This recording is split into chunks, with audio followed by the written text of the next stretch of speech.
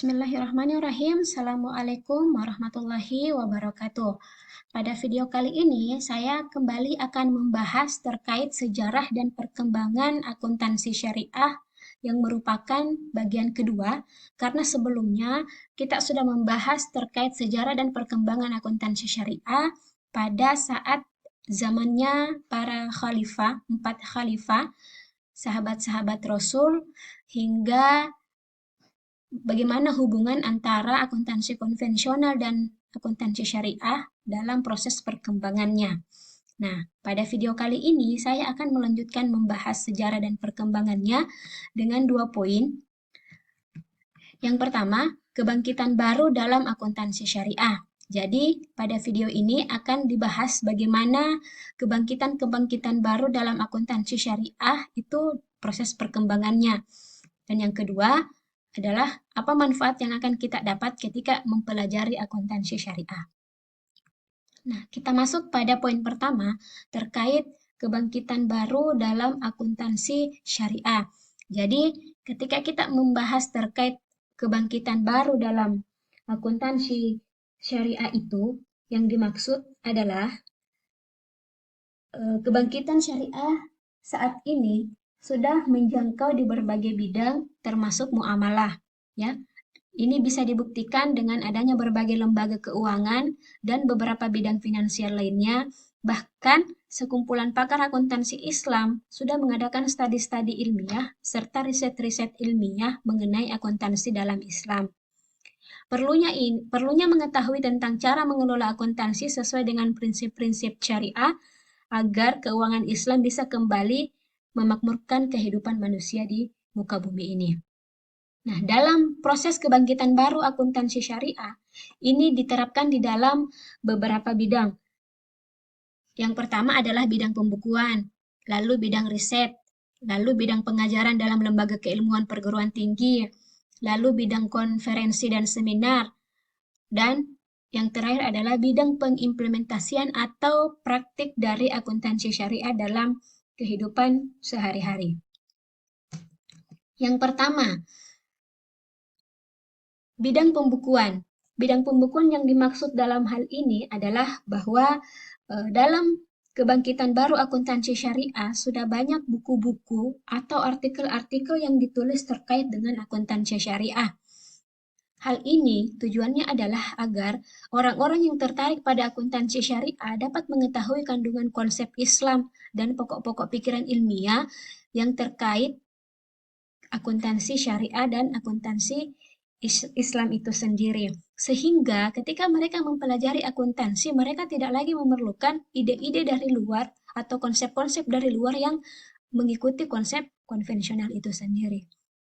Nah, berikut adalah beberapa bukti, ya. Ini bagian dari terkecil buku-buku yang telah disusun yang membahas terkait dengan akuntansi syariah itu sendiri.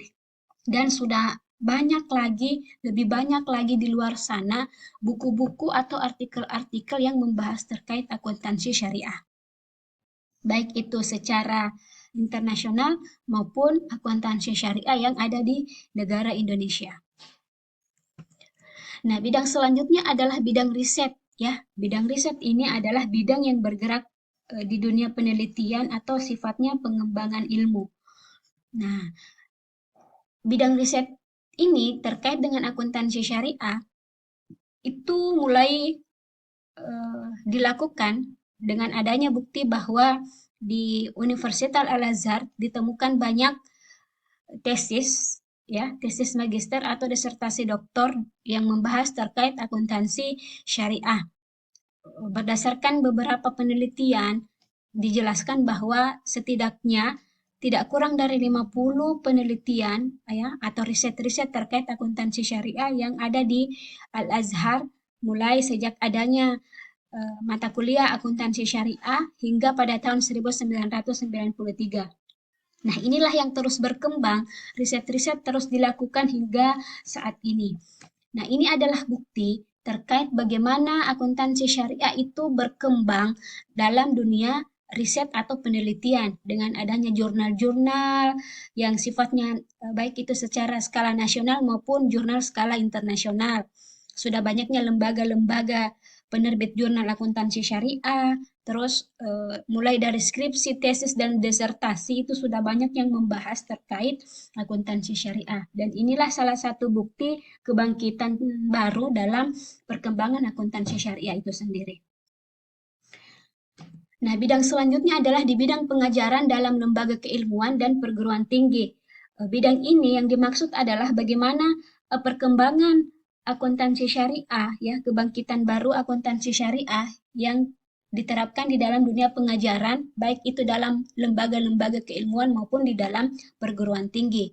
Nah, konsep akuntansi Islam ini sendiri mulai masuk ke sekolah dan perguruan tinggi itu sejak tahun 1976, yaitu Fakultas Perdagangan Universitas Al-Azhar untuk program pasca sarjana. Nah, situasi ini terus berlanjut hingga tahun 1978 sudah dibuka jurusan khusus akuntansi Islam atau akuntansi syariah atau ekonomi Islam di berbagai perguruan tinggi di Timur Tengah. Nah, dengan adanya situasi inilah yang terus berlanjut sampai sekarang di berbagai belahan dunia, jurusan akuntansi syariah atau akuntansi Islam atau ekonomi Islam ini sudah berkembang di mana-mana, termasuk salah satunya adalah di Indonesia. Bukti bahwa untuk Indonesia perkembangan akuntansi syariah itu sudah sangat pesat adalah dengan adanya program studi S1 akuntansi syariah atau ekonomi Islam untuk program strata 1 ini di berbagai universitas. Inilah daftar universitas yang menyiapkan khusus program S1 akuntansi syariah atau ekonomi Islam.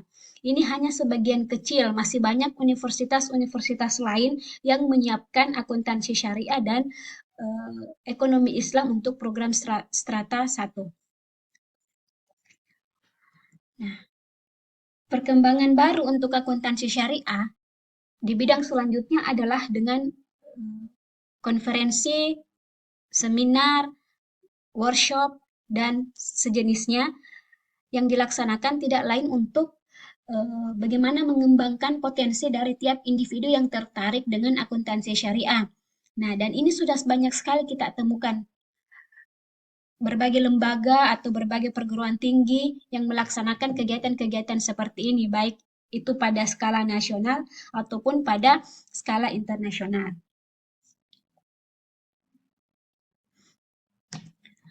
Nah, selanjutnya, bagaimana bidang implementasi atau praktik dari akuntansi syariah itu sendiri. Nah, implementasi akuntansi Islam mulai dilakukan sejak mulai berdirinya lembaga-lembaga keuangan yang berbasis syariah. Hal ini tentu menyebabkan lembaga-lembaga tersebut harus menjalankan akuntansi sesuai dengan prinsip-prinsip syariah. Ya, apalagi pada saat puncaknya sudah dibuat organisasi yang sifatnya internasional, ya, yaitu Accounting and Auditing Organization for Islamic Financial Institution, di mana organisasi ini menerbitkan sebuah standar akuntansi lembaga keuangan syariah yang sifatnya dalam skala internasional, baik itu dari segi accounting, auditing, governance, ya, dan inilah yang terus berkembang ke berbagai belahan dunia untuk diterapkan di negara masing-masing. Nah, bukti dari bidang pengimplementasian atau praktik akuntansi syariah yang merupakan bentuk kebangkitan baru dari akuntansi syariah itu bisa kita lihat, khususnya di Indonesia, sudah banyak bank-bank yang berbasis syariah. Ya, selain itu, untuk bank umum konvensional saja, juga ada beberapa yang telah memiliki jaringan unit usaha syariah, atau biasa kita sebut dengan UUS. Nah, bukan hanya lembaga bank saja yang berbasis syariah, tetapi banyak lembaga-lembaga keuangan non-bank yang lainnya yang berbasis syariah. Nah, selanjutnya, poin yang kedua dalam video kali ini kita akan membahas terkait apa manfaat yang akan kita dapat ketika kita mempelajari akuntansi syariah. Manfaat yang pertama adalah lebih memahami tentang agama Islam, terutama mengerti tentang akuntansi dalam Islam. Ketika kita mempelajari akuntansi syariah, maka jelas kita akan memahami akuntansi dalam Islam. Bagaimana kita melakukan sistem akuntansi, bagaimana kita bisa menerapkan proses pencatatan keuangan sesuai dengan prinsip-prinsip yang telah diatur di dalam dasar-dasar hukum agama Islam. Manfaat yang kedua adalah memiliki kemampuan dalam melakukan transaksi muamalah. Nah, dengan mempelajari akuntansi syariah, maka kita jelas akan tahu bahwa transaksi-transaksi mana yang dianjurkan di dalam Islam, seperti adanya transaksi mudharabah, murabaha, dan transaksi-transaksi yang lainnya.